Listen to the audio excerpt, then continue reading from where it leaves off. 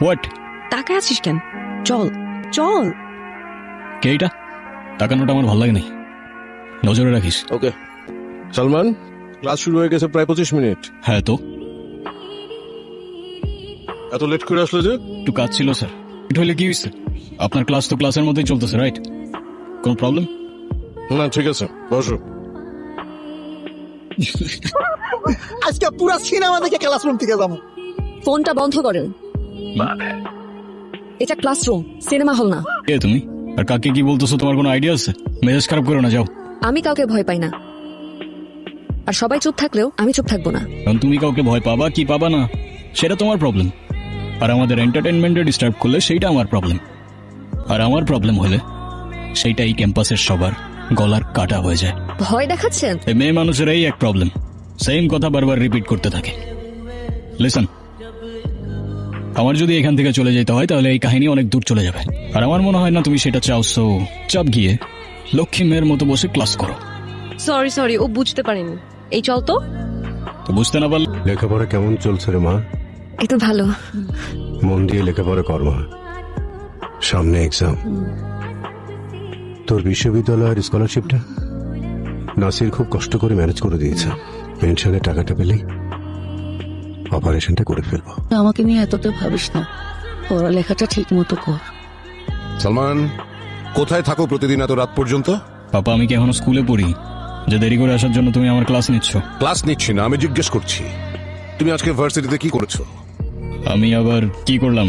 আর ওই ছেলেটা কি করছে সেটা শুনো নাই? সব শুনেছি, কিন্তু তাই বলে তুমি তার গায়ে হাত দেবে? তো আমি আর কি করবো পাপা? হাতে চুরি পরে বসে থাকবো? আমি সে কথা বলিনি, কিন্তু তুমি কেন তার গায়ে হাত তুলে হাত নোংরা করবে? আমি আছি না, এরপরে এমন কিছু হলে তুমি আমাকে আগে বলবে। ভয় পাবা না, মনোযোগ দিয়ে সবাই লিখবা। আর যদি কেউ নকল করতে চাও তাহলে এখনই বের হয়ে যাও, আমি কিন্তু চুপ থাকবো না। ওকে ওকে Okay, স্যার। স্যার।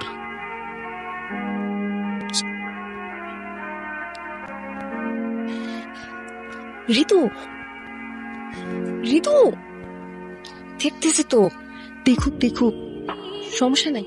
আরে ওটা কি লিখছো? একটু সামনে নাও। স্যার, সালমান ঋতুর খাতা কপি করছে। সালমান, তুমি ওরটা কপি করতেছো? কই না তো স্যার, এসব অ্যান্সার তো আমার মুখস্থ। ও মা, তাই? ডাটাবেসে সবকিছু তোমার মুখস্থ? জি স্যার। দেখি তো খাতা। এ তো দেখি word to word same. Word to word copy. এক্ষুনি বের হয়ে যাও। স্যার, আমার মতো একটা স্টুডেন্ট যদি পাস করে আপনার কি কোনো ক্ষতি আছে বলেন?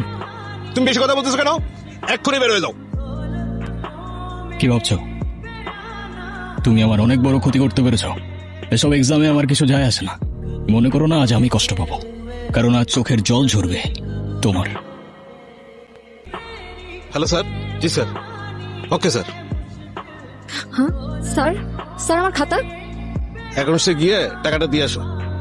স্যার, আমার তো 100% স্কলারশিপ আছে। আজ থেকে নেই, অ্যাকাউন্টসে গিয়ে 45,000 টাকা দিয়ে ক্লিয়ারেন্স নিয়ে আসো।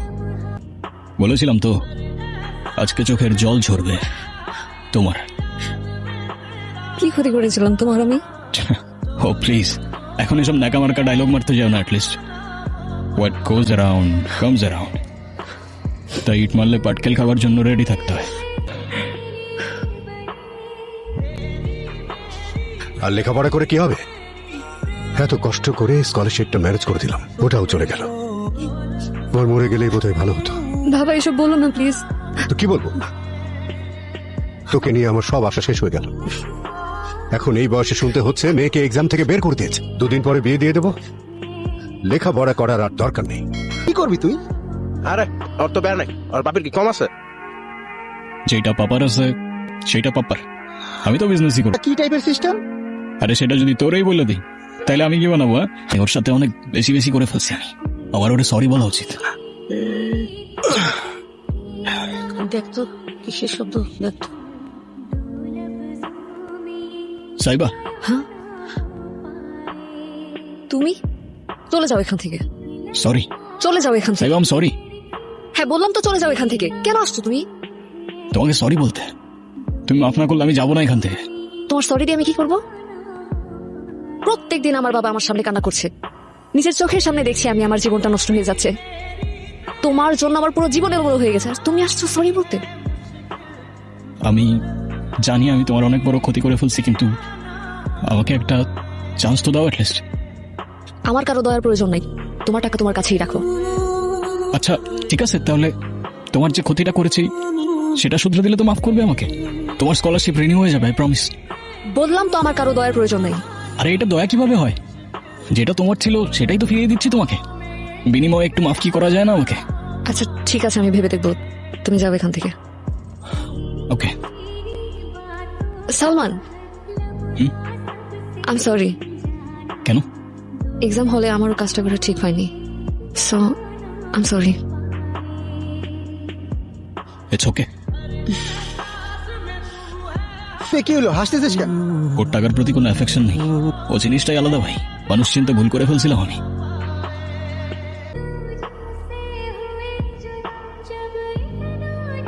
কি লিখছো? উফ, ডিস্টার্ব করো না তো। ওকে ওকে। প্রতি বছর এই দিনে আমি 3টা উইশ লিস্ট করি, আমারটা শেষ, এবার তোমার পালা, বলো। আমার তো তেমন কোনো উইশ নেই। কিছু নাই? একটা উইশ আছে, কি কি? আমার ছোট্ট কিউট একটা মেয়ে বেবি হবে। বাকি সব কিছু আছে আমার লাইফে। ওকে, এটা লিখে রাখছি। আর ওর নাম কি রাখবো জানো? কি? ওকে স্যার, এটাও লিখে রাখছি। লিখো।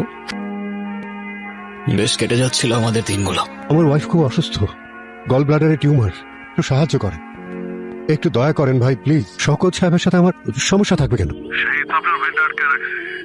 হ্যালো, আমি তোমার কি ক্ষতি করেছিলাম সালমান? আমি কিছু বুঝতে পারতেছি না, কি বলতেছো বুঝাই বলো না। আমার বাবার ফাইলটা আটকে ফেলেছে, পেনশনের টাকাটা উঠাতে পারছে না, আর মা হসপিটালে ভর্তি, ওনার চিকিৎসাটাও হচ্ছে না। তুমি কেন করছো এটা? আরে আরে আমি সত্যি কিছু জানি না।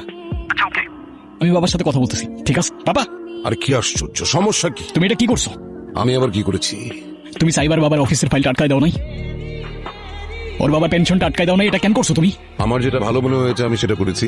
আর কিসের ভালো? সবকিছুর একটা লিমিট আছে বাবা। তুমি তুমি আমার লাইফটা শেষ করে দিতেছো। তোমার লাইফ আমি শেষ যে এরকম একটা মেয়ে তোমার জীবনে আসলে কি হবে? এরকম একটা মেয়ে মানে? এরকম একটা মেয়ে বলতে কি বোঝাচ্ছ তুমি? মেয়েটা সম্পর্কে আমি সব শুনেছি, ঋতু আমাকে সব বলেছে। তুমি আমাকে বলো তো কি বলবে? আমাদের ডিপার্টমেন্টের নতুন মেয়েটা আছে না, সাবিহা, ও। সাবিহার সাথে কি সালমানের? না আঙ্কেল, সালমানের কোনো দোষ নেই, সাবিহাই ওকে ফাঁসিয়েছে। মেয়েটার ক্যারেক্টার খুব খারাপ আঙ্কেল, জামার মতো বয়ফ্রেন্ড চেঞ্জ করে। ও টাকার লোভে সালমানকে ট্র্যাপে ফেলেছে। আসলে ব্যাপারটা হচ্ছে মেয়েটা একটু লোয়ার ক্লাসের, তো টাকার জন্য সবকিছু করতে পারে। আমার তো সালমানের জন্য একটু চিন্তা হয়, তাই ভাবলাম ব্যাপারটা আপনাকে বলা উচিত। বাবা, তুমি কিছু করার আগে আমাকে একটাবার জিজ্ঞাসা করার প্রয়োজন মনে করলো না? ওর বাবার অফিসে কল দাও, ফাইলটা রিলিজ করতে বলো। প্রশ্নই আসে না, তুমি হাজারবার বললেও তো আমি সেটা করবো না। কোথায় যাচ্ছ তুমি? যেহেতু ওর বাবার পেনশনের টাকাটা তুমি আটকে রাখছো, ওর বাবার পেনশনের টাকাটা তোমার থেকেই যাবে বাবা। সালমান, তুমি কিন্তু অনেক বড় ভুল করছো, অনেক বড় ভুল করছো। আমি যেটা করছি সেটা যদি ভুল হয় তাহলে ভুলটাই কারেক্ট বাবা। আঙ্কেল, আঙ্কেল এই নিন টাকা। আঙ্কেল আর দেরি করবেন না, আন্টি কিচ্ছু হবে না। এই টাকার আমাদের এখন আর দরকার নেই। টাকা লাগবে তো আঙ্কেল? সাইবা, তোমার বাবাকে বলো না। আঙ্কেল, সাইবা।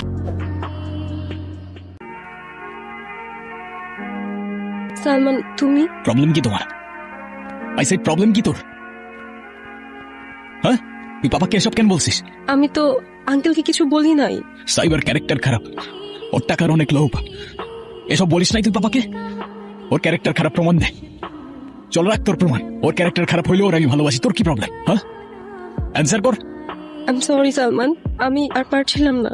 আমি অনেক আগে থেকেই তোমাকে ভালোবাসি, কিন্তু সাহেব আসার পর থেকে ওকে তোমার আশেপাশে আমার সহ্য হচ্ছিল না। আমি ভেবেছিলাম এসব আঙ্কেলকে যদি বলি তাহলে তুমি দূরে সরে যাবে, তোমাদের মধ্যে দূরত্ব চলে আসবে। আমি শুধু তোমাকে চেয়েছিলাম, আমি বুঝতে পারিনি, আমার ভুল হয়ে গেছে। তুমি জানো তুমি কি করছো? তোমার ভুলের কারণে আজকে সাইবার মা আজকে নাই। ম্যাম, ওটিপিটা? ওটিপি 3814। এই কি হলো, চলো। হ্যাঁ আসছি।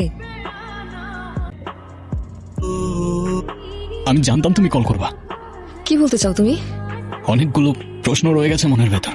এত বছর ধরে সেই প্রশ্নগুলোকে নিয়ে আমি ঘুরে বেড়াচ্ছি, আর ভেতরে চেপে রাখতে পারতেছি না আমি, শেষবারের মতো।